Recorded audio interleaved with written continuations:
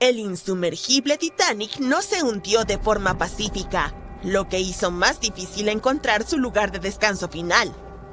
El mundialmente famoso RMS Titanic pereció en 1912, pero fue descubierto apenas en 1985 en una misión secreta.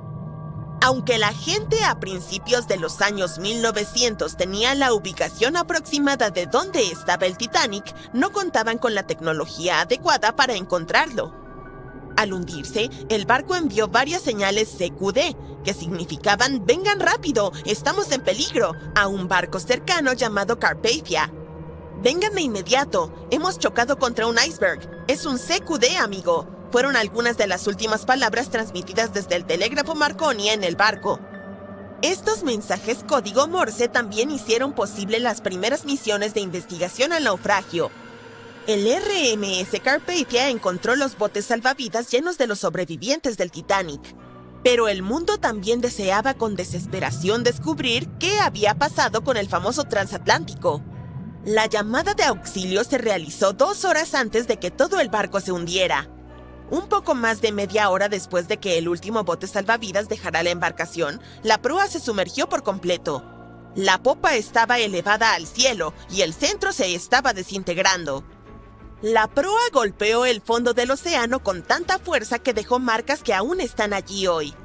No se hundió suavemente bajo las olas como nos hizo creer la película de James Cameron. Por eso los investigadores siguen encontrando ollas, sartenes y zapatos esparcidos por todo el fondo del océano. Las familias de las personas más ricas a bordo del barco, como los Astor y los Guggenheim, querían financiar una misión para sacar al Titanic de las profundidades, pero se enfrentaron a la total falta de tecnología para hacer algo tan simple como localizar el barco.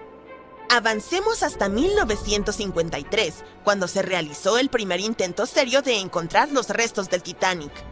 Un hombre llamado Risdon Beasley intentó usar un dispositivo sonoro eruptivo para localizar el barco. Suena extraño, pero hay ciencia que lo respalda. Cuando la dinamita explota, las ondas de la detonación impactan el fondo marino. Con la ayuda de sonares, los científicos podrían determinar si había algo sólido en el fondo del océano. Lamentablemente, Beasley no tuvo suerte. Pasarían otros 20 años antes de que el oceanógrafo Robert Ballard intentara localizar el Titanic. Él tuvo un poco más de suerte que Beasley. En los años anteriores, la tecnología submarina había recibido más financiación y, por lo tanto, funcionaba mucho mejor. Lo intentó por primera vez en 1977. Ballard se asoció con la institución oceanográfica Woods Hole en una misión para mapear el fondo del océano. Aunque la institución lo contrató para probar su nueva tecnología de mapeo, la intención de Ballard era ir un poco más allá y encontrar los restos del Titanic. En el centro de esta nueva nave tecnológica había un agujero que permitía que un tubo largo se extendiera hasta el agua justo por encima del lecho oceánico.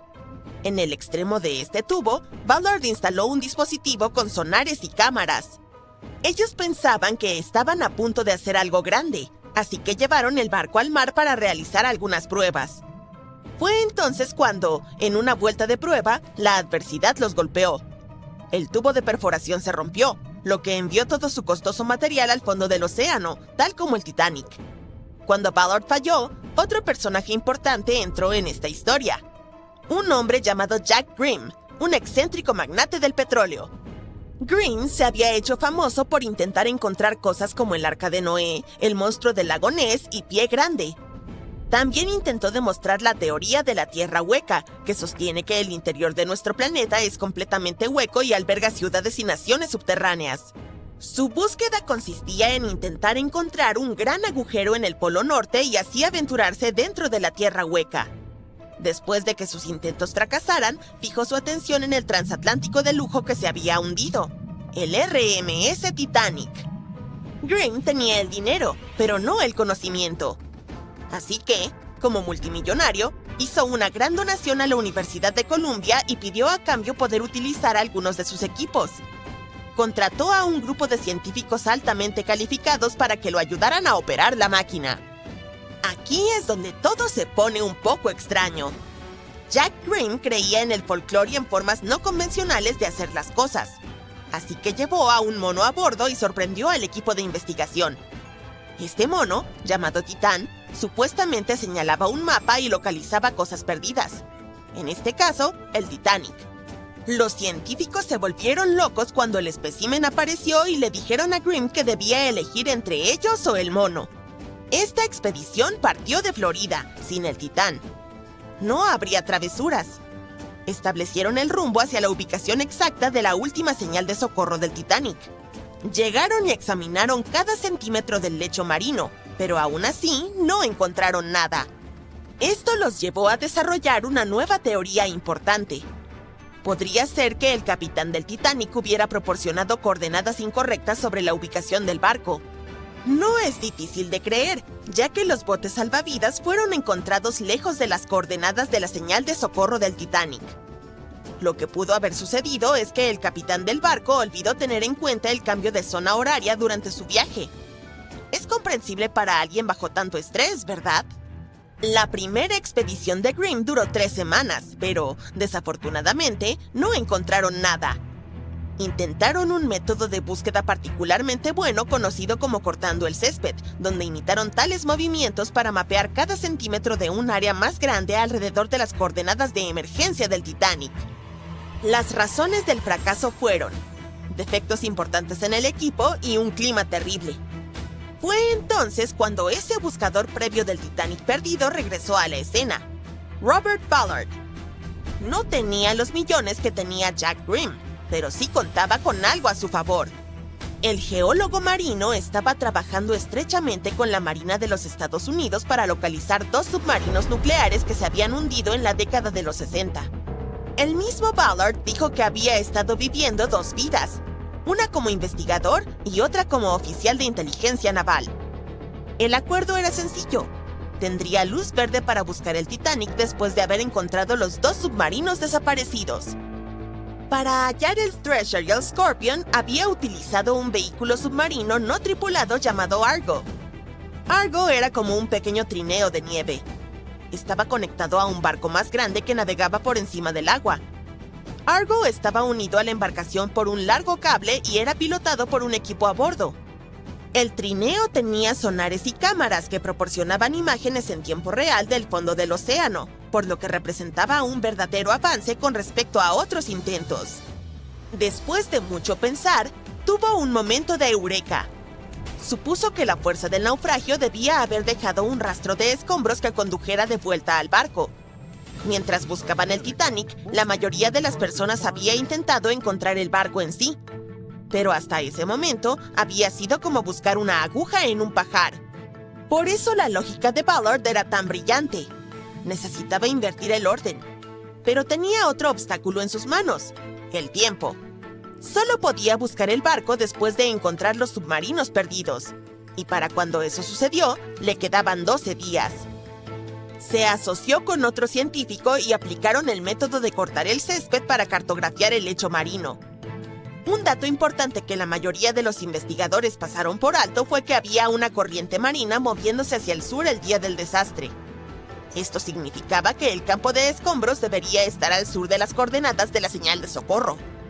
Para ahorrar tiempo y recursos, haría un rápido reconocimiento del lecho marino y espaciaría las líneas a más de 4,5 kilómetros de distancia para buscar campos de escombros. También decidió confiar más en las imágenes de la cámara que en las señales de sonar. Su equipo se turnaba para pilotar el Argo y observar el video. Los días pasaban sin mostrar nada más que el vacío del fondo del océano, hasta que las rocas que estaban acostumbrados a ver empezaron a parecerse a escombros hechos por el hombre. De repente, ahí estaba, la caldera del Titanic. Ballard tenía razón. El campo de escombros los llevaría de regreso al barco. Tras 73 años de búsqueda, finalmente habían hallado el naufragio. El vigía grita: «¡Iceberg justo adelante!». El Titanic golpea el hielo. El agua empieza a inundarlo. Los pasajeros de tercera clase están encerrados. No hay suficientes botes salvavidas para todos. Cunde el pánico. Los violines suenan. El barco se hunde.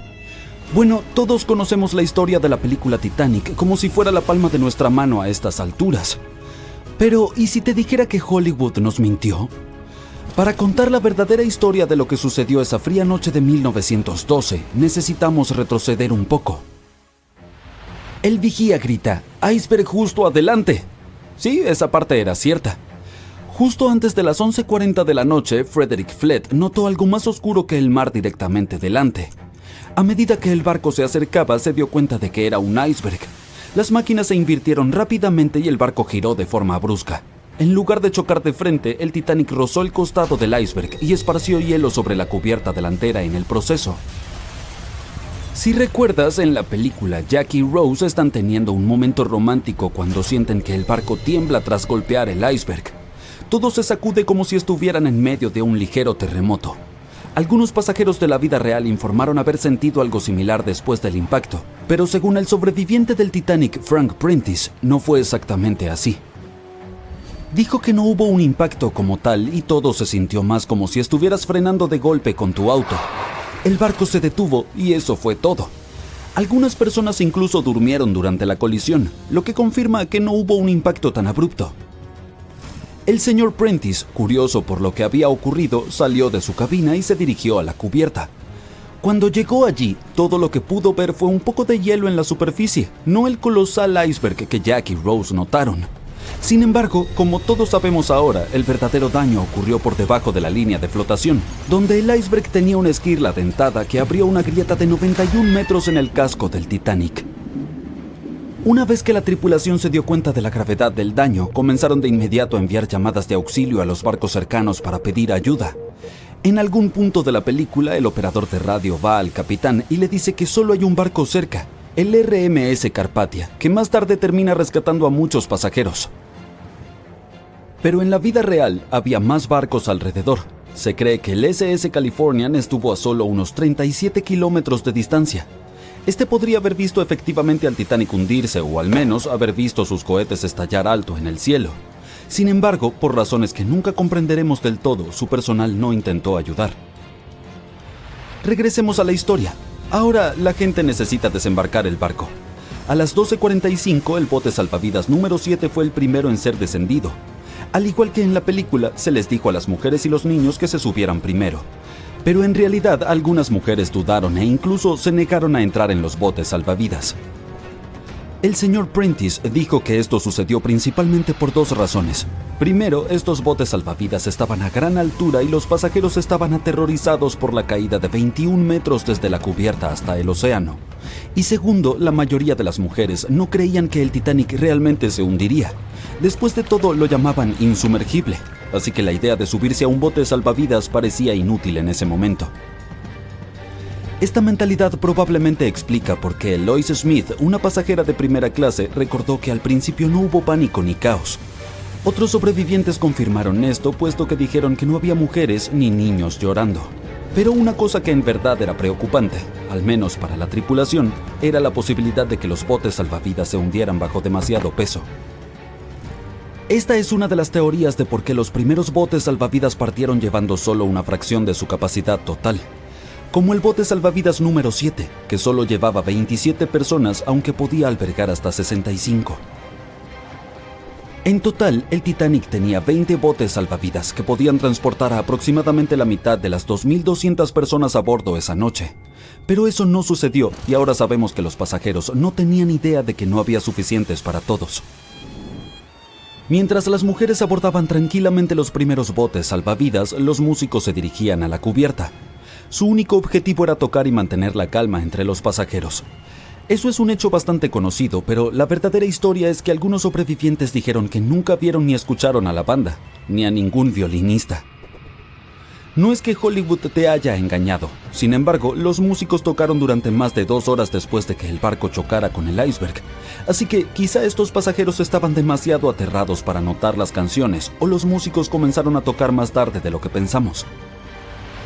Ahora es momento de hablar sobre el terrible trato que los pasajeros de tercera clase recibieron.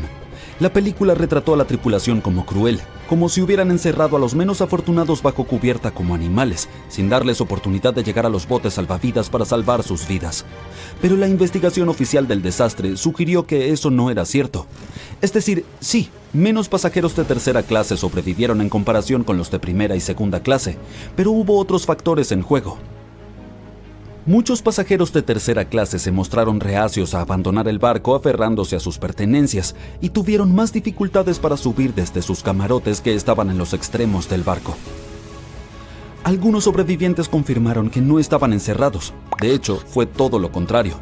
La señora George Wabi, una mujer libanesa que viajaba en tercera clase, dijo que cuando estalló el caos, algunos valientes miembros de la tripulación y pasajeros de primera clase bien vestidos en realidad la ayudaron a subir a la cubierta de primera clase y finalmente a un bote salvavidas. Al principio, el Titanic se hundía lentamente, poco a poco. Los pasajeros informaron haber visto el agua subir y haber escuchado estallidos y cuarteaduras. Luego hubo un fuerte boom. Algunos dijeron que solo había habido una explosión, mientras que otros la describieron como una serie de explosiones más pequeñas que pensaron que habían sido los mamparos cediendo. Y también hubo un grupo de personas que dijo que solo había escuchado un sonido retumbante. Entonces, no todos estuvieron de acuerdo sobre el sonido que habían escuchado, pero un hecho es innegable. A las 2:18 de la mañana, las luces del Titanic se apagaron y el barco se sumió en la oscuridad total. A medida que la proa continuaba hundiéndose, la popa se levantó fuera del agua, lo que ejerció una inmensa presión en la parte central del barco. Esto provocó que el Titanic se partiera en dos. En la película de James Cameron, este momento es bastante dramático, con el barco hundiéndose casi verticalmente en el agua. Pero en realidad, la ruptura probablemente ocurrió en un ángulo mucho menor, tal vez justo debajo de la línea de flotación. Aún así, se inclinó lo suficiente como para que las personas no pudieran mantenerse en pie y comenzaron a deslizarse hacia el agua. Una cosa interesante es que no fue hasta que se encontró el naufragio en 1985 que se confirmó finalmente que el Titanic se había partido. Hasta entonces, los sobrevivientes habían dado relatos contradictorios. Al menos 8 afirmaron haber visto partirse el barco. Emily Ryerson, una pasajera de primera clase, lo describió como si el Titanic hubiera sido cortado a la mitad con un cuchillo. Pero también había un pequeño número de testigos que insistían en que el Titanic se había hundido intacto. En ese momento, esta teoría era más aceptada porque la mayoría de las personas aún no creían que el supuesto barco indestructible pudiera partirse en dos. Entonces, ¿por qué los informes contradictorios? Bien, lo que no ves en las películas, por razones obvias, es lo increíblemente oscuro que estaba cuando ocurrió la tragedia. Era como estar en una habitación sin luz donde solo se pueden distinguir formas y sombras. Así eran los botes salvavidas. Esto significa que los pasajeros no podían realmente ver lo que estaba ocurriendo, y la mayoría de aquellos que estaban cerca del barco o perdieron la vida o estaban demasiado concentrados en tratar de sobrevivir como para prestar atención a los detalles del naufragio. Aunque la película de James Cameron no capturó por completo cuán aterradoramente oscura fue realmente la catástrofe, la serie de televisión de 2012 Titanic hizo un mejor trabajo al mostrar el terror absoluto de esa noche. Aún así, la realidad fue mucho más oscura y atemorizante de lo que cualquiera de estas dos producciones pudo retratar.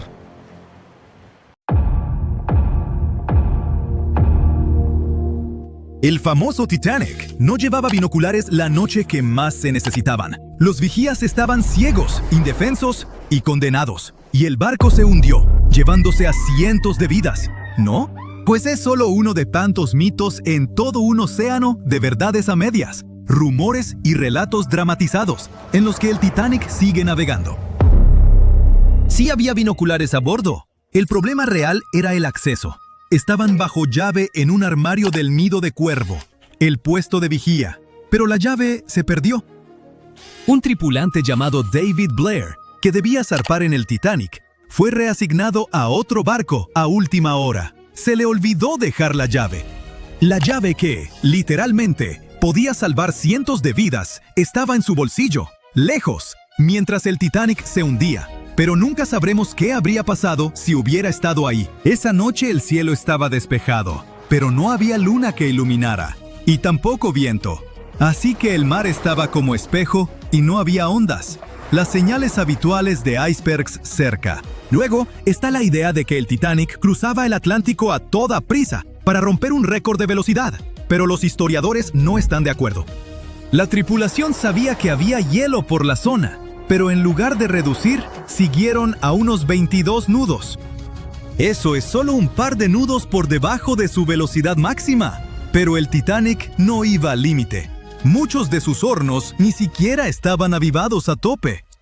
Y en esa época era normal seguir adelante y confiar en que los vigías verían el hielo antes de que el barco lo golpeara. Esos enormes transatlánticos no eran de tomárselo con calma, eran de llegar a tiempo, con precisión. Barcos como el Titanic eran prácticamente los trenes express del mar, y cualquier retraso habría sido un desastre de imagen. Así que sí, conocían los riesgos, pero no los veían como gran cosa. Al fin y al cabo, muchos barcos ya habían tenido sustos y salieron bien librados. No veían el hielo como una gran amenaza entonces, ni siquiera temían choques de frente. Y seguro has oído que la White Star Line, la empresa dueña del Titanic, lo promocionaba como insumergible. En 1910, la compañía presumía a sus dos nuevos gigantes del océano, el Titanic y su gemelo, el Olympic. Sus anuncios decían con orgullo que estaban diseñados para ser insumergibles. La empresa con eso quería decir que, en teoría, el diseño debía mantenerlos a flote. Más tarde, hasta tuvieron que aclarar que nunca prometieron que los barcos fueran realmente insumergibles. Para 1911, antes de que el Titanic tocara el agua, las revistas ya se habían desbocado con la idea. Los articulistas la llamaban prácticamente insumergible, señalando sus flamantes compartimentos estancos como prueba. Y así, la leyenda nació antes de que el barco saliera del muelle. Después del hundimiento, incluso un directivo de White Star Line admitió en la investigación oficial que cuando oyó la noticia, no la creyó. De veras pensaba que el Titanic no podía hundirse. Pero lo de insumergible nunca fue su principal gancho. White Star Line no vendía tanto seguridad como lujo. El Titanic debía ser la joya del viaje oceánico, enorme, elegante y rebosante de comodidad. Otra historia que se nos quedó es que, antes de golpear el iceberg, un incendio de carbón ardía en una de las carboneras del Titanic. Habría debilitado el casco y lo volvió más vulnerable. Algunos incluso dicen que ese fuego provocó o aceleró el hundimiento. Bueno, es parcialmente cierto. Sí hubo un incendio de carbón en una de las carboneras antes del viaje. Incendios en carboneras no eran raros en los buques de vapor de la época. Podían arder en brasas durante días, pero no era nada parecido a un fuego descontrolado. Las cronologías, los diarios de la tripulación y los análisis estructurales indican que un fuego de esa intensidad y en esa posición no pudo causar un daño estructural fatal. Si el incendio hubiera hecho tanto daño, el barco habría fallado incluso antes del choque. Pero el Titanic se mantuvo a flote por más de 2 horas, lo que indica que el verdadero villano seguía siendo el iceberg. Otra vuelta de esa historia es que pudo distraer a la tripulación, impidiéndoles atender bien la situación del iceberg. Eso suena más plausible, pero aún así no es lo mismo que decir que el fuego fue el verdadero culpable. Hablando de culpables reales, no hay duda de que fue un iceberg, pero el desastre que provocó fue mucho más sutil que una gran brecha estilo película en el casco.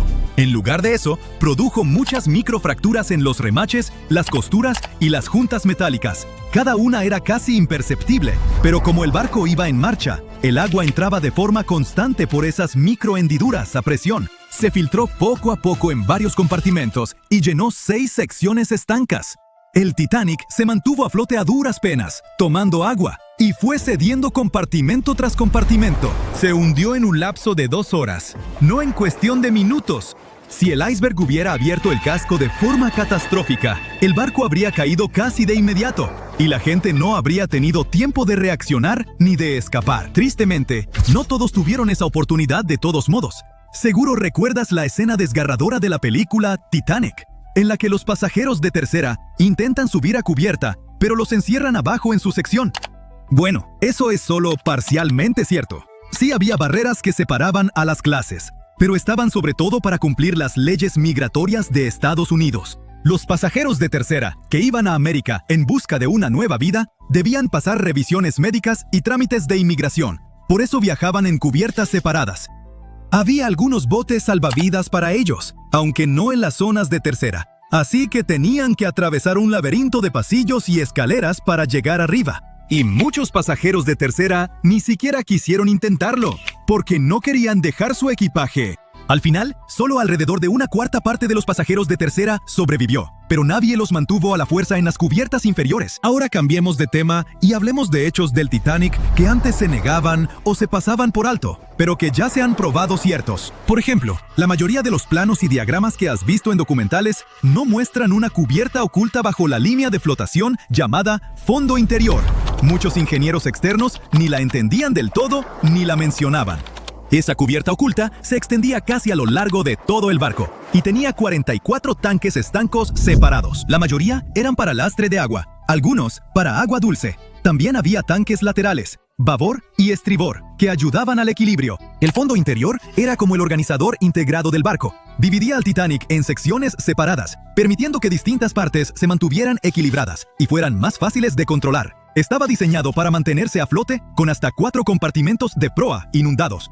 Tristemente, el encuentro con el iceberg abrió 6 compartimentos, y ya sabes lo que pasó después. Y por último, mi mito favorito del Titanic, que el barco se partió limpiamente en 2, como en una escena de acción de Hollywood. Culpen a James Cameron por eso. Todos lloramos al verlo, pero la realidad fue mucho más fea. Durante muchos años, tras la tragedia, los sobrevivientes no se pusieron de acuerdo en lo que vieron. Algunos dijeron que el barco se hundió entero, otros juraron que se partió. A los segundos no les creyeron, hasta que los científicos hallaron el pecio en 1985. Entonces, se confirmó por fin la verdad. El Titanic sí se había quebrado en 2, pero nada limpio. El metal se torció, se desgarró y se hizo trizas, mientras la popa se alzaba y 2 fuerzas opuestas lo desgarraron. Y para hacerlo aún más trágico, la gente seguía aferrada a la mitad trasera, cuando ésta se quebró y se hundió en la oscuridad. Mientras el Titanic se hundía entre las olas, un hombre se aferraba a la vida y de alguna manera, contra todo pronóstico, sobrevivió. Pensó que el drama había terminado, pero lo que le esperaba en tierra fue mucho más frío que el océano Atlántico en esa terrible noche. Cuando regresó a su país natal, Japón, la gente lo recibió con vergüenza. Los periódicos lo denunciaron. Los extraños murmuraban a sus espaldas. Su único crimen, según ellos, fue que no se hundió con el barco y con los demás pasajeros. Esta es la historia real de Masabumi Hosono, el único japonés en el Titanic que escribió una carta que arroja nueva luz sobre los detalles de la conocida tragedia. El señor Hosono tenía poco más de 40 años cuando emprendió su viaje a bordo del Titanic. Era un funcionario público que trabajó en el extranjero durante 2 años estudiando el sistema ferroviario. Extrañaba mucho a su amada esposa e hijos en casa, así que no podía esperar a que terminara su asignación. Finalmente, en 1912, comenzó su largo viaje de regreso a Japón. Tuvo la oportunidad de viajar con estilo en el prestigioso Titanic, en su viaje inaugural. Llegó a Londres, donde se quedó por un corto tiempo y compró un traje nuevo. Y luego a Southampton. Ahí, tomó su lugar en la segunda clase del Titanic. Como mencionó en sus escritos, quedó impresionado con las grandiosas vistas del Titanic, sus aromas tentadores y su música animada. En ese momento contaba cada amanecer, porque significaba que estaba cada vez más cerca de casa. El 14 de abril, el clima estaba bien, y Hosono despertó a las 7 de la mañana y tuvo un día normal en el barco. Alrededor de las 10 de la noche, casi se quedaba dormido mientras leía, cuando de repente sintió que el barco había golpeado algo. Luego el barco se detuvo por completo. Hosono no le dio importancia y simplemente se fue a dormir. Justo después de la medianoche, un camarero tocó a su puerta. Le dio al pasajero un salvavidas y le dijo que subiera a las estaciones de botes salvavidas. Hosono se vistió rápidamente y corrió a la cubierta, donde vio pasajeros corriendo en todas direcciones. Nadie podía decirle qué había pasado. La tripulación ya había comenzado a lanzar los botes salvavidas en ese momento, pero él no podía pasar. Alguien de la tripulación lo confundió con un pasajero de tercera clase y le dijo que regresara a la parte baja del barco. Cuando finalmente llegó a la cubierta, vio a mujeres y niños subiendo a los botes salvavidas. A diferencia de lo que muestran en la película del Titanic, no fue tan dramático y los pasajeros estaban notablemente tranquilos. Nadie gritaba, muchos de los hombres intentaban subir a los botes salvavidas, pero los marineros no los dejaban. La tripulación enviaba bengalas de auxilio que brillaban de un azul intenso en el cielo nocturno. El señor Hosono evaluó la situación y se preparó para terminar con su vida ese día, sin pánico, para no traer vergüenza al pueblo japonés. El Titanic se inclinaba a un ángulo de 45 grados cuando uno de los oficiales gritó que había espacio para 2 personas más. Un hombre saltó inmediatamente.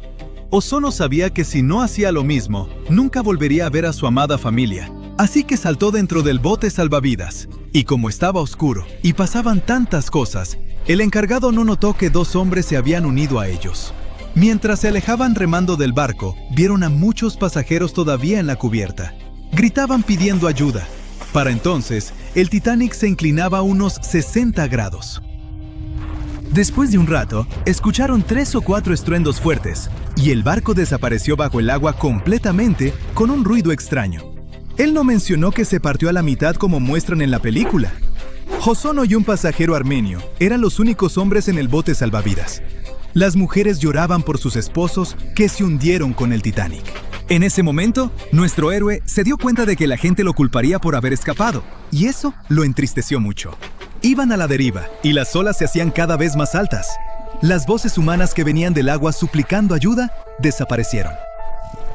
Los afortunados en los botes salvavidas ahora temían que tampoco sobrevivirían, ya que pronto tendrían hambre y frío. Solo alrededor de las 3:30 de la mañana vieron un barco a lo lejos.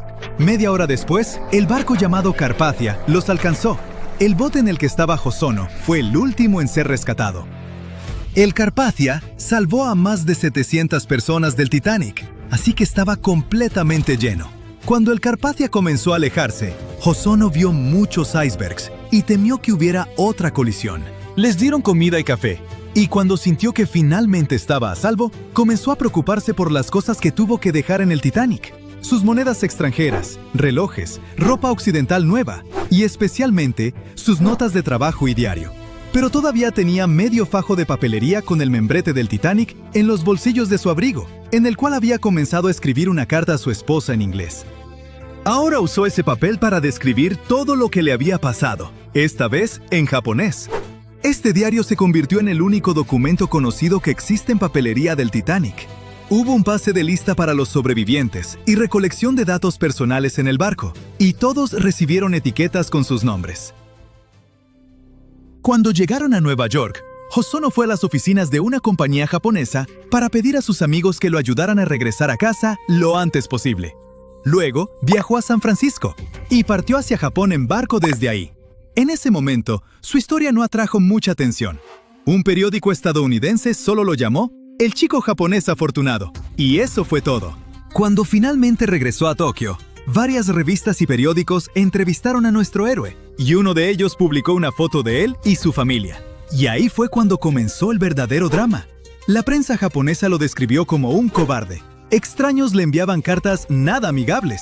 Incluso perdió su trabajo, aunque después lo recuperaría gracias a sus valiosas calificaciones. Los medios lo instaban a quitarse la vida al estilo samurái, y algunos incluso dicen que los libros de texto lo mencionaban como ejemplo de cómo ser deshonroso. Todo esto porque la gente pensaba que había empujado egoístamente a mujeres y niños para subir al bote salvavidas. Decían que había avergonzado a Japón, aunque la idea de mujeres y niños primero no era parte del código samurái. Llegó a Japón desde Occidente y se convirtió en uno de sus valores apenas a mediados del siglo XIX. En Estados Unidos, un escritor que describió el desastre en detalle llamó al señor Ozono un polizón a bordo del bote salvavidas número 10. El tripulante a cargo de ese bote les dijo a las autoridades estadounidenses que Ozono y el segundo hombre se habían disfrazado de mujeres para colarse en ese bote. Afortunadamente, esta falsa acusación nunca llegó a Japón. Ozono tuvo que vivir con el estigma de haber sobrevivido por el resto de su vida. Trató de evitar al público y no dejaba que los miembros de su familia mencionaran jamás al Titanic en su casa. Falleció a los 68 años, en 1939, y aún entonces estaba seguro de que era una desgracia para su propia familia y para todo su país. La gente avergonzaría a sus familiares durante décadas, incluso después de su muerte. Así que su diario escrito a mano sobre lo que le sucedió esa horrible noche de abril permaneció guardado en su cajón, bien escondido hasta 1997. Ese año, su familia finalmente decidió publicarlo. Una vez que salió, un investigador estadounidense y experto en el Titanic escribió que el diario en realidad contradecía otras historias de esa noche. Aparentemente, alguien confundió a Ozono con otro hombre que estaba en un bote salvavidas diferente. Decían que él había actuado deshonrosamente. Ozono remaba tan fuerte como podía para salvar a sus compañeros pasajeros. Y no estaba simplemente sentado ahí como polizón ni fingiendo ser mujer. Ese descubrimiento finalmente restauró su honor. El diario que el señor Hosono escribió en papelería del Titanic sigue siendo uno de los relatos más detallados de lo que le sucedió a los pasajeros que escaparon del barco que se hundía contra todo pronóstico. En la película Titanic, no verás ningún humo sobre el cuarto embudo del legendario transatlántico, y eso no es un error. En 1911, el año antes de la partida del barco de ensueño, los grandes barcos navegaban principalmente con 4 chimeneas. Las necesitaban para extraer el calor y los vapores de sus enormes calderas. El Titanic fue una verdadera joya de la ingeniería que solo necesitaba 3 chimeneas para funcionar. Así que se agregó una cuarta para el equilibrio y una apariencia más impresionante. La White Star Line creyó que el público se decepcionaría al ver solo 3 chimeneas en el mayor barco de todos los tiempos. Los barcos gemelos del Titanic, el Olympic y el Britannic, también tenían una chimenea falsa cada uno por la misma razón. Pero esta no era completamente inútil, ya que servía para la ventilación. Extraía los humos de los espacios de máquinas en las cubiertas inferiores y de una de las salas generales de primera clase. Un gran embudo de ventilación, en lugar de varios más pequeños, ayudaba a despejar las cubiertas superiores y dejaba más espacio abierto para que los pasajeros disfrutaran de sus paseos. Cuando el Titanic se hundió, las chimeneas, cada una con un peso de 60 toneladas, se fueron al fondo junto con el resto del barco. Fueron hechas extra altas para asegurarse de que los pasajeros no quedaran cubiertos del hollín expulsado. Su altura y peso les permitieron permanecer en posición vertical. La chimenea delantera, seguida por las demás, cayó solo cuando el barco realizó la inmersión final. Esas chimeneas eran mucho más ligeras que la proa, por lo que se desperdigaron entre otros escombros.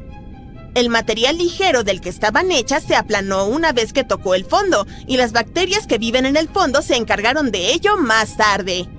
La proa del Titanic permaneció intacta al impactar con el lecho marino, pero la popa quedó completamente destrozada.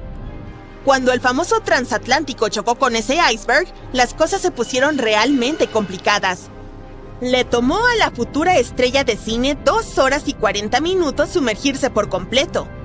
La colisión permitió que el agua inundara 6 de los 16 compartimentos estancos.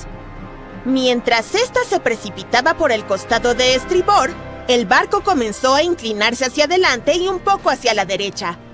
Para la medianoche, los compartimentos dañados estaban derramando agua en otros, y todo era un caos porque los compartimentos solo eran estancos horizontalmente. Pronto, el agua comenzó a inundar la embarcación a través de los agujeros de la cadena del ancla, y para las 2 de la mañana, la proa se estaba hundiendo, mientras que las hélices de la popa quedaron fuera del agua. El barco siguió inundándose hasta el momento en que la proa se sumergió y la popa se elevó a casi 45 grados. El peso de esas enormes hélices tensionó la sección media del barco. El acero simplemente no pudo soportarlo y falló.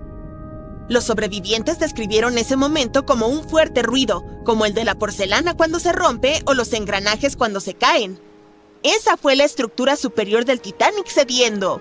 Para las 12:10 de la mañana, la proa y la popa solo estaban conectadas por la estructura del fondo interno. Minutos más tarde, la proa, que pesaba alrededor de 16,000 toneladas, se desprendió de la popa.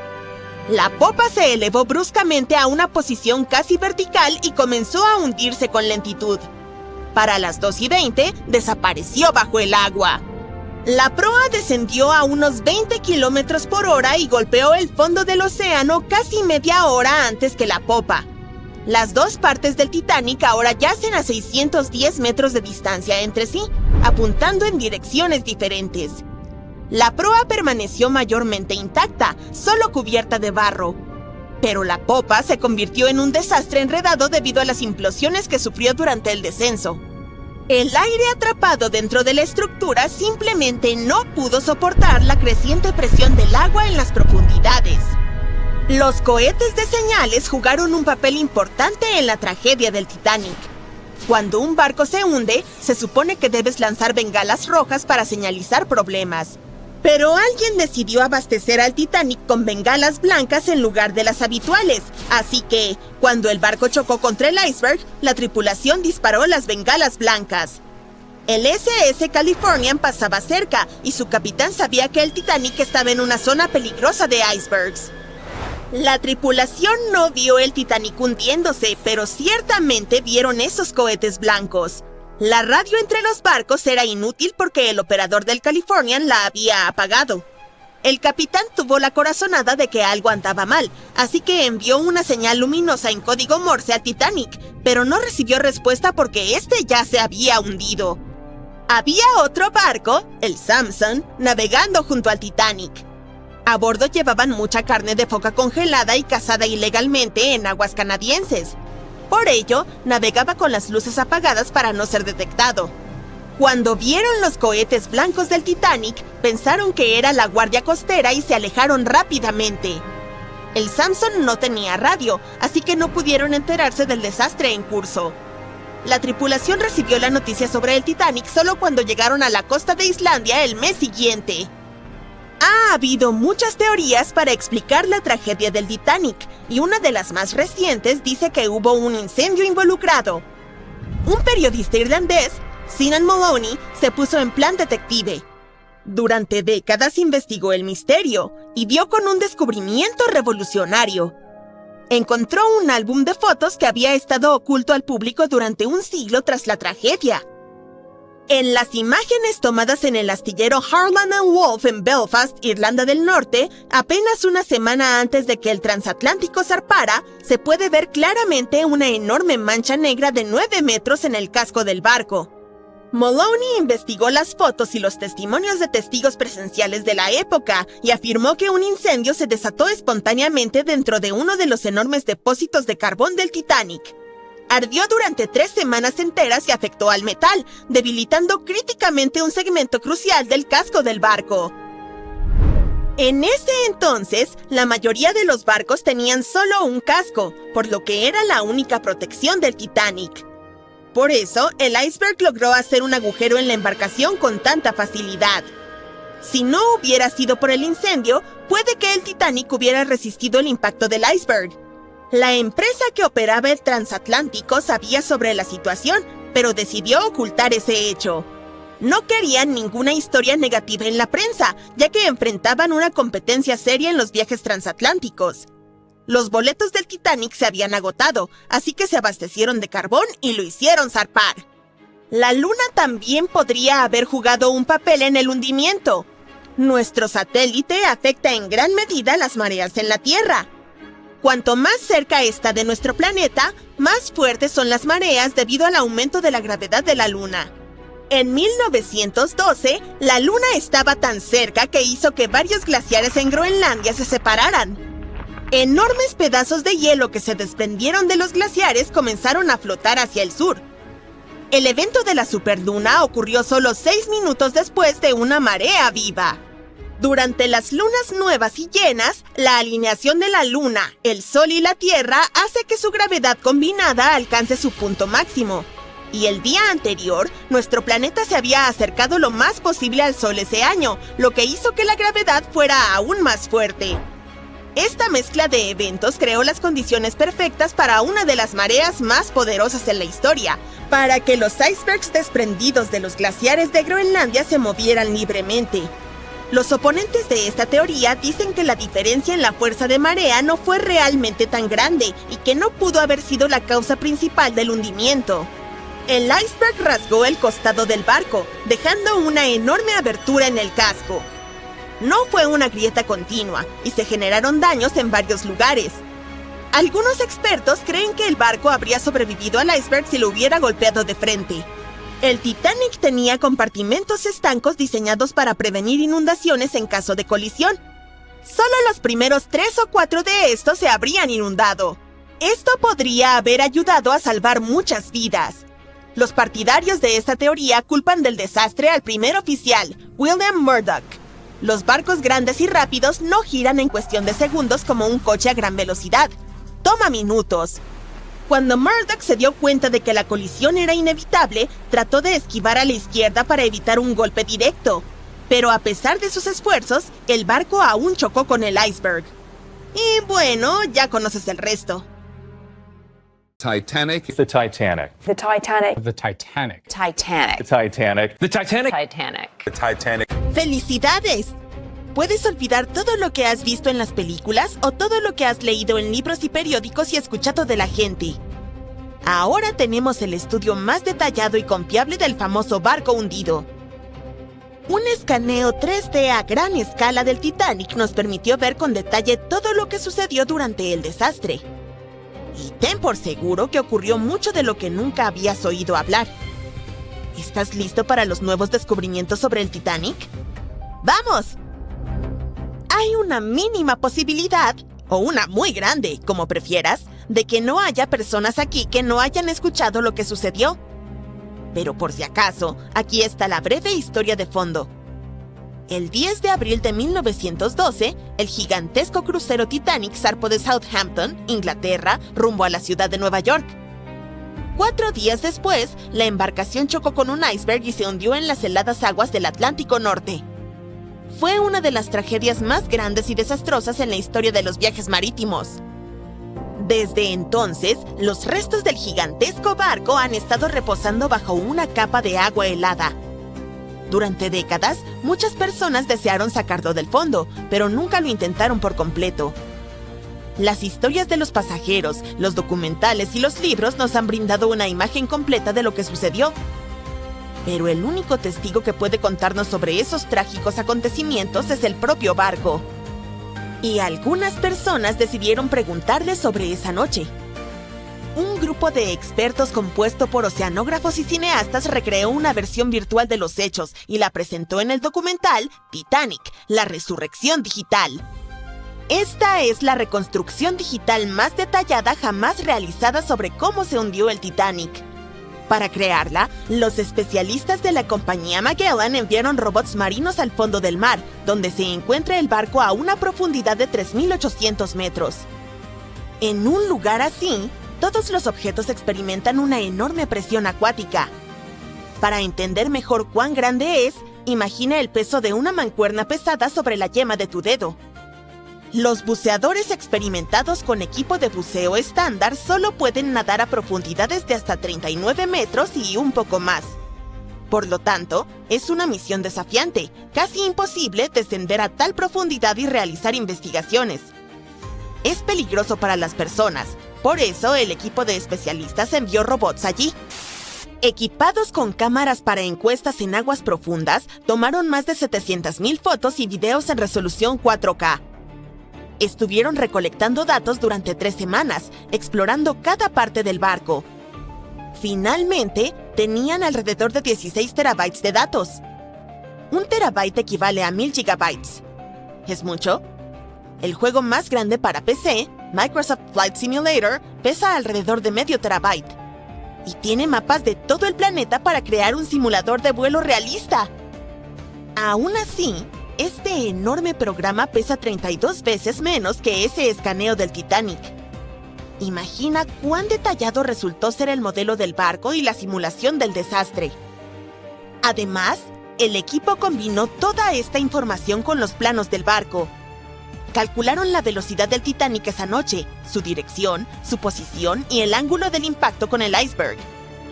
Todo esto se cargó en supercomputadoras para crear simulaciones precisas del choque. Después de eso, los especialistas estudiaron los informes de testigos presenciales, les consultaron a historiadores y expertos marítimos y luego presentaron una recreación detallada de la trágica noche. Algunas cosas resultaron ser diferentes de lo que se sabe acerca de ellas. Por ejemplo, el iceberg no hizo un enorme agujero en el casco del barco. Un escaneo de los restos del Titanic mostró que un trozo de hielo había dado un golpe de refilón y creado varios agujeros en el casco. Cada uno de ellos tenía el tamaño de una hoja A4. ¿Cómo pudo un daño tan pequeño destruir un barco gigante? El problema fue que esos agujeros del tamaño de una hoja A4 cubrían toda la longitud del casco. Los creadores del Titanic afirmaban que era el barco más insumergible del mundo. Sin embargo, su capacidad de flotación residía en que podía mantenerse a flote incluso si se inundaban 4 de sus compartimentos estancos. Pero la colisión con el iceberg provocó la inundación de 6 de ellos. El iceberg tuvo un mero contacto de 6,3 segundos con el barco y aún así logró hundirlo. El escaneo del naufragio del Titanic también mostró un ojo de buey con una ventana rota. Probablemente el iceberg chocó allí. Este hallazgo confirma las palabras de los testigos que decían que trozos de hielo entraron en las cabinas. Imagina lo aterrador que debió ser. Estás durmiendo plácidamente en tu cama, de repente oyes un fuerte estruendo y un pedazo de iceberg cae en tu cabina. Y tras eso, comienza el caos absoluto. Los investigadores descubrieron exactamente cómo se partió el barco en dos. En la famosa película, todos vimos cómo la parte trasera del barco se elevó sobre el agua y luego se rompió. En efecto, la embarcación se rompió, pero no tan suavemente como vimos en la pantalla. Sí, la magnitud del desastre fue terrible, pero la realidad fue aún peor. El barco no solo se rompió, se desgarró en dos. Partes de madera y metal del barco, tuberías, trozos del casco, paredes, todo se desgarró y dobló. Las cabinas de primera clase se partieron en dos. Imaginen el chirrido del metal que resonó en esa fría noche. Investigadores compararon otros hechos del Titanic con la película. Uno de ellos fue la historia sobre el primer oficial William Murdoch. En la película, su personaje atacó a los pasajeros que intentaban abordar el bote, pero en realidad, todo sucedió de manera diferente. Un superviviente del Titanic, Charles Littler, dijo que William Murdoch se había ahogado mientras trataba de bajar un bote salvavidas al agua. No atacó a nadie, pero aún así enfrentó un destino trágico. No hay detalles exactos, pero escaneos de alta resolución han confirmado esta versión. Sin embargo, una de las historias más impresionantes y heroicas que ocurrieron en el Titanic tuvo lugar en la sala de calderas. Con la ayuda de robots, los expertos descubrieron que una de las válvulas de vapor del barco había quedado abierta. Este hallazgo solo confirma los testimonios de los testigos oculares de que los ingenieros permanecieron en la sala de calderas más de 2 horas después de la colisión con el iceberg. Este grupo de valientes mantuvo el suministro eléctrico hasta el final. ¿Por qué lo hicieron? La iluminación adecuada en el Titanic ayudó a que las personas bajaran los botes de forma segura al agua.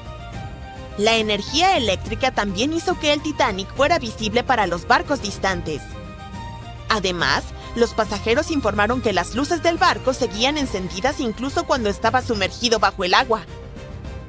La valiente hazaña de los ingenieros ayudó a salvar las vidas de cientos de pasajeros. ¿Quién sabe? Tal vez una investigación más profunda del barco nos revele más sobre otras acciones heroicas de los pasajeros y miembros de la tripulación. Acciones que valdrán la pena para hacer una película sobre ellas. Además de estudiar la embarcación, los investigadores también escanearon el lecho marino alrededor del naufragio, donde no solo había partes del Titanic, sino también pertenencias de los pasajeros, incluidas monedas de oro, relojes de bolsillo, peines, zapatos y así sucesivamente, esparcidas. Por cierto, muchos de esos objetos han sido recuperados del fondo y vendidos en varias subastas. También puedes ver algunos artefactos del barco en museos especializados. Uno de esos se llama Titanic Belfast y se encuentra en Irlanda del Norte. Está abierto al público. Una réplica digital del barco no solo nos muestra cómo se hundió el Titanic, sino que también literalmente lo salva. El estado de los restos empeora cada día. La enorme presión, la baja temperatura, el agua y la vida marina, todo esto está destruyendo lentamente el navío. Ah, sí. Algunas empresas que organizan viajes de buceo al barco para turistas también representan un peligro para el Titanic. Resultó que había mucha gente que quería descender dentro de un sumergible hasta los legendarios restos.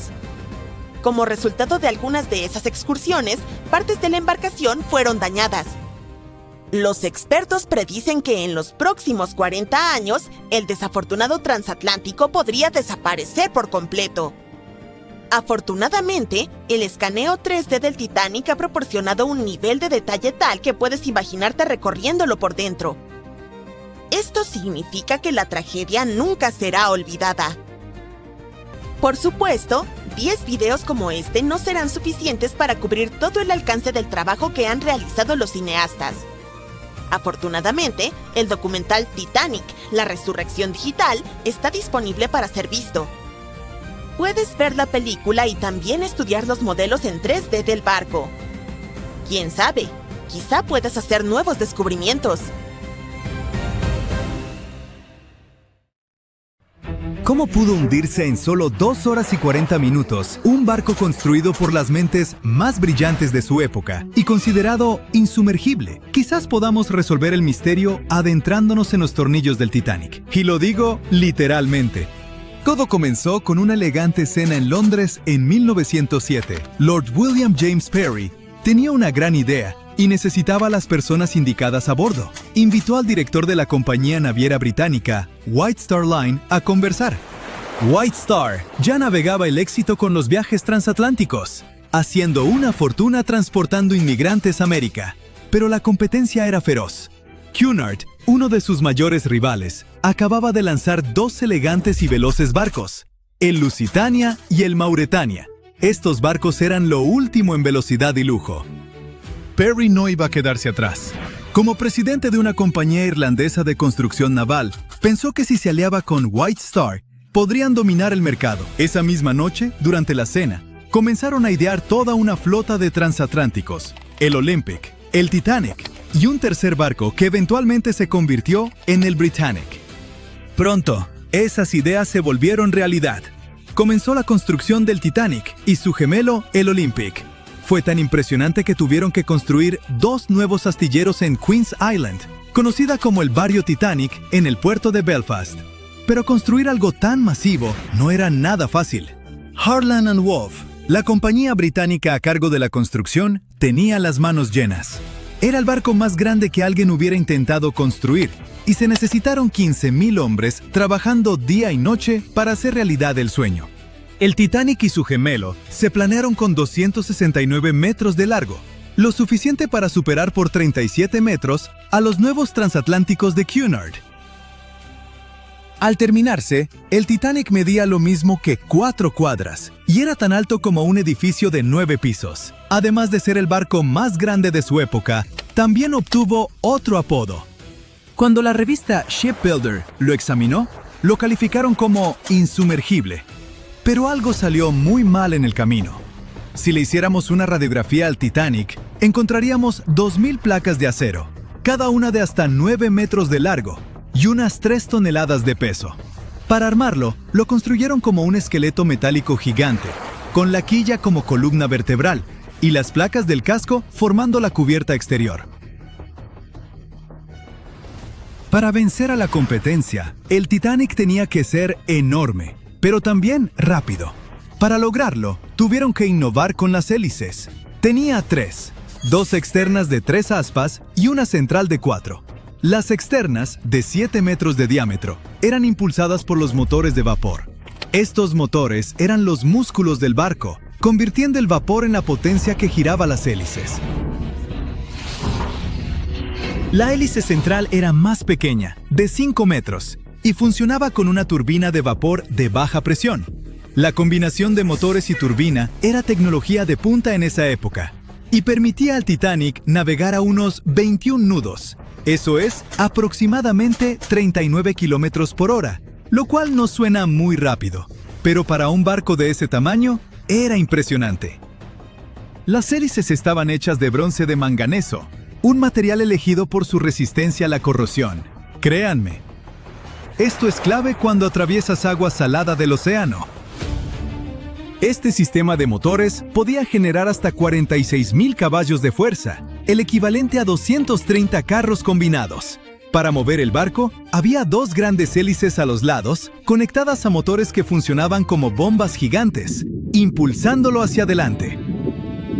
Luego estaba la tercera hélice en el centro, que funcionaba como turbina de vapor, un tipo especial de motor que le daba impulso extra y usaba menos combustible. Todo este sistema no era solo por potencia, también por velocidad. Otros barcos ya usaban la turbina de vapor desde años antes, pero como el Titanic era más grande y pesado, su sistema tenía que ser extra potente para mantenerlo rápido, estable y cómodo para todos a bordo.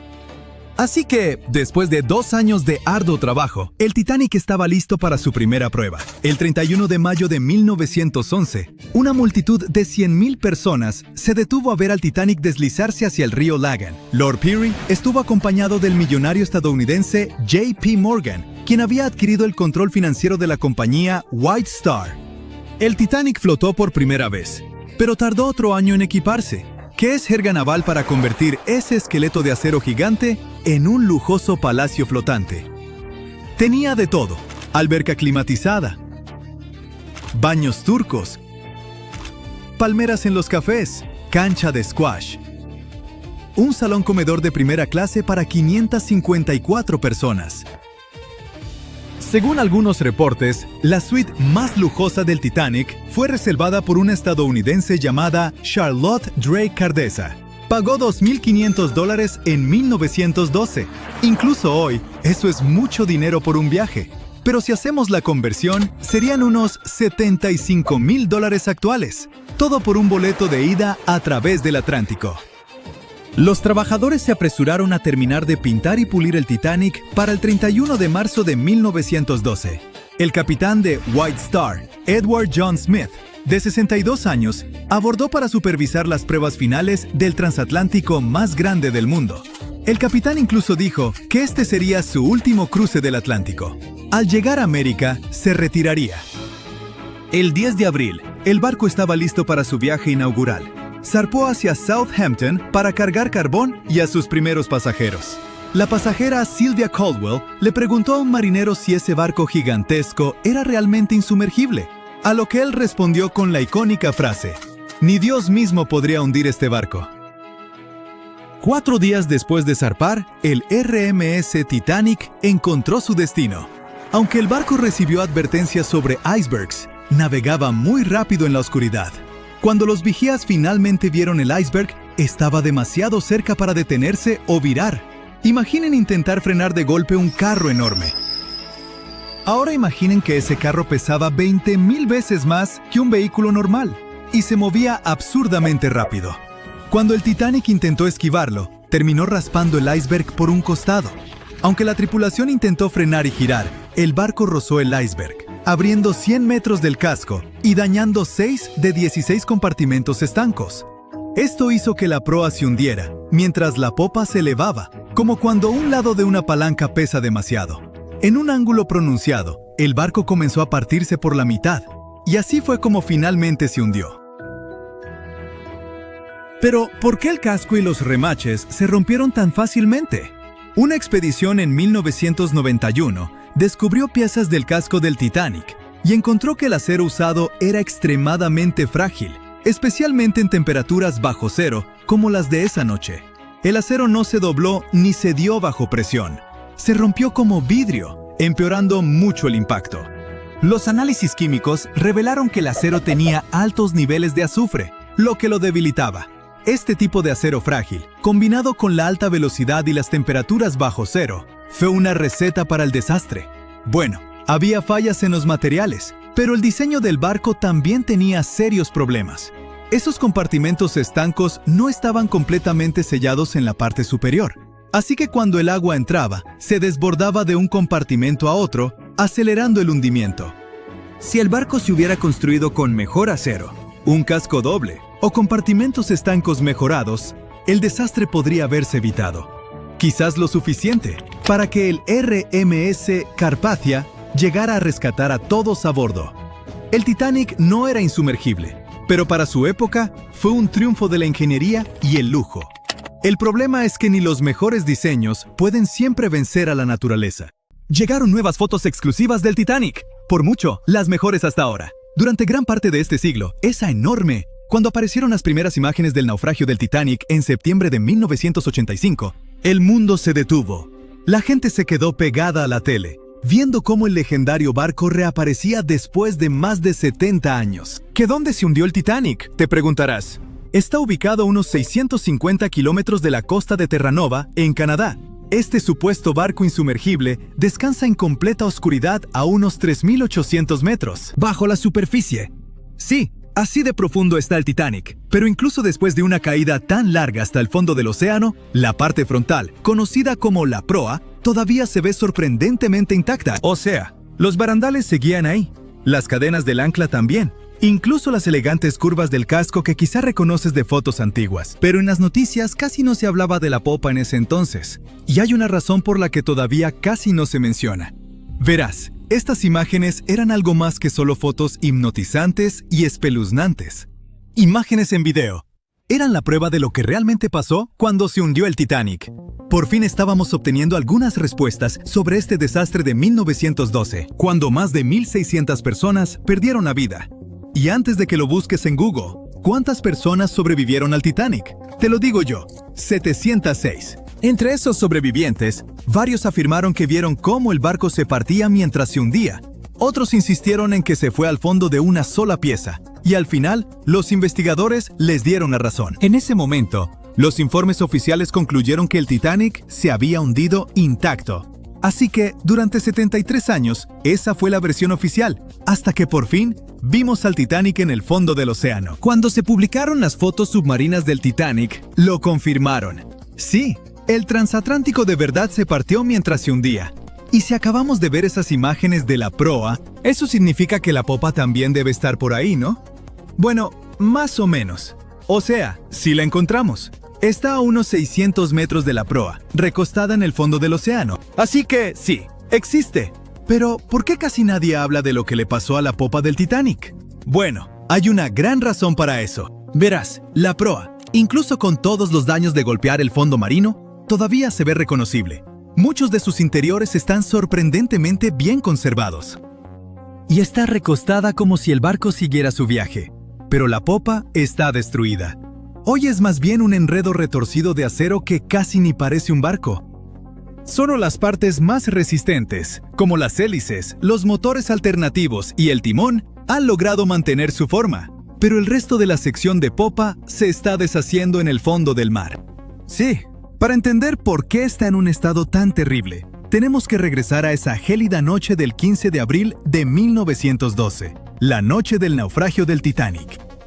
Solo unas horas antes de la tragedia, el Titanic seguía navegando sin problemas por el frío Atlántico Norte. La popa estaba llena de vida, con familias platicando, música sonando, la vida siguiendo como siempre. Aquí se encontraban los camarotes de los pasajeros con los boletos más baratos. Por eso a los viajeros de tercera clase también se les conocía como pasajeros de steerage. Pero la popa no era solo para los pasajeros. También albergaba muchas de las áreas de almacenamiento del barco, incluidos los compartimentos de carga, cuartos de equipaje, cocinas, camarotes de la tripulación e incluso las zonas de ingeniería. Y quédate con ese dato, porque va a ser importante en un momento. Así que vayamos directo al momento en que el transatlántico chocó contra el iceberg. Cuando la proa empezó a hundirse, la popa se levantó poco a poco fuera del agua, poniendo una enorme tensión en la parte media del barco. Para eso de las 2 de la madrugada, las luces del Titanic parpadearon y luego se apagaron. Instantes después, el barco se partió en dos y la proa desapareció bajo las olas. La popa se asentó brevemente de nuevo sobre el agua antes de volver a elevarse, esta vez casi en posición vertical. Se mantuvo erguida unos segundos y luego comenzó su caída final. Como a las 2:20 de la madrugada, la popa desapareció bajo el Atlántico. El Titanic se había ido. Lo que estaba pasando bajo el agua eran dos escenarios completamente diferentes. Primero, la proa se fue llenando de agua lentamente y empezó a descender, casi navegando con suavidad como un submarino. Por eso logró conservar su forma y se mantuvo en gran parte intacta. Pero el colapso de la popa del Titanic fue una historia totalmente distinta. La popa quedó completamente abierta en la zona donde el barco se había partido. El agua entró por ese extremo abierto a una velocidad increíble. Esta inundación repentina hizo que la popa se precipitara hacia abajo mucho más rápido que la proa. La fuerza del agua creó tanta turbulencia que arrancó piezas y las esparció por todo el fondo del océano. Ahora, ¿recuerdas lo que dije antes sobre los espacios dentro de la popa? Esas enormes áreas de almacenamiento estaban muy abiertas y muchas tenían bolsas de aire. Así que cuando la sección de popa se separó, todavía tenía compartimentos llenos de aire atrapado. A medida que giraba hacia las profundidades, la presión del agua, cada vez mayor, fue aplastando esas bolsas una por una. La estructura alrededor empezó a implosionar, esparciendo pedazos de metal. Muebles, estatuas y pertenencias de los pasajeros por todo el fondo del océano. Por eso muchos expertos creen que la inmensa presión del agua hizo que esa sección colapsara mientras se hundía, y por eso hoy casi no podemos verla. Y ahora ya sabes la respuesta al misterio de la parte trasera del Titanic. No hablamos mucho de ella, simplemente porque casi no queda nada que ver. Es como una parte de la historia del Titanic que está demasiado rota, o duele demasiado, como para hablar de ella abiertamente. El lado del barco que de verdad se siente perdido. Y lamento decir esto, pero ese también es el futuro de la proa. O sea, no va a estar ahí para siempre. La forma icónica del naufragio está cambiando año tras año, y no precisamente para bien. La parte frontal del Titanic se está deteriorando y un día desaparecerá por completo. Allá en el lecho marino, el Titanic soporta una presión enorme, casi 390 veces mayor que en la superficie. La buena noticia es que ya no quedan bolsas de aire dentro del barco, así que grandes implosiones no volverán a ocurrir. Pero la mala noticia es que ahora el propio peso del barco está ayudando a destrozarlo. A medida que esas 52,000 toneladas de acero se asientan lentamente en el fondo del océano, tuercen y jalan el casco. Las misiones con sumergibles ya han detectado grandes grietas que recorren las planchas de acero, e incluso las propias cubiertas están empezando a venirse abajo. Y hay algo más. El naufragio puede verse impresionante y tenebroso hoy, pero eso en realidad viene de una gruesa capa de bacterias y microbios que lo cubren. El problema es que poco a poco se están comiendo al Titanic. Sí, la mayor parte de la corrosión que ocurre allá abajo la causan las bacterias, y eso está debilitando gradualmente toda la estructura. Las planchas de acero, vigas y soportes se están adelgazando cada año. Los científicos calculan que el barco pierde entre 130 y 200 kilogramos de hierro todos los días. Aún así, incluso a ese ritmo, el naufragio no va a desaparecer de la noche a la mañana. Los expertos creen que podrían pasar hasta unos 420 años para que el transatlántico desaparezca por completo. Hasta entonces, seguiremos viendo cómo se desarrolla este proceso triste, pero natural. Partes del barco se han ido desmoronando poco a poco desde la noche en que se hundió el Titanic, y ya ha cambiado mucho desde que empezamos a tomar fotos submarinas, como los tramos de barandales que se han caído y el techo del baño del capitán que se vino abajo. Por eso tantas expediciones ahora se enfocan en capturar imágenes y escaneos detallados del naufragio del Titanic, para preservar su memoria antes de que el océano se lo lleve todo. Es nuestra manera de mantener viva la historia, incluso mientras el tiempo y la naturaleza siguen trabajando en silencio. A lo mejor esas bacterias hambrientas pueden darse un descanso de su buffet, para que el Titanic pueda descansar en paz muchos años más. El Atlántico Norte fue una tumba helada la noche en que se hundió el Titanic. Con muy pocos botes salvavidas, cientos de personas quedaron a su suerte. Y aún así, a pesar de la falta de botes, Charles Joughin, el panadero jefe del Titanic, sobrevivió. Abandonado en cubierta por los más adinerados, se hundió con el barco. Durante 2 horas flotó en aguas bajo cero, consciente y vivo, prácticamente desafiando a la ciencia. La noche del 14 de abril de 1912 fue brutalmente fría. Cuando el Titanic se hundió, el Atlántico Norte se tragó el barco entero, y con él unas 1,500 vidas. Pero la mayoría no se ahogó. Lo aterrador es que murieron congelados. El océano estaba a unos 28 grados Fahrenheit. Es más frío que el agua con hielo. En un agua así, tu cuerpo entra en pánico casi de inmediato. Significa que la sangre empieza a huir de tus manos y pies para proteger tus órganos vitales, el corazón y el cerebro. Empiezas a temblar y luego te entumeces. Tus pensamientos se vuelven lentos, tu memoria falla y muy pronto ya no puedes moverte. Tras unos minutos pierdes el control y poco después te desmayas. Entonces el corazón simplemente se detiene. Una persona puede morir así en menos de 1 hora, y el barco de rescate, el Carpathia, tardó casi 2 horas en llegar al naufragio.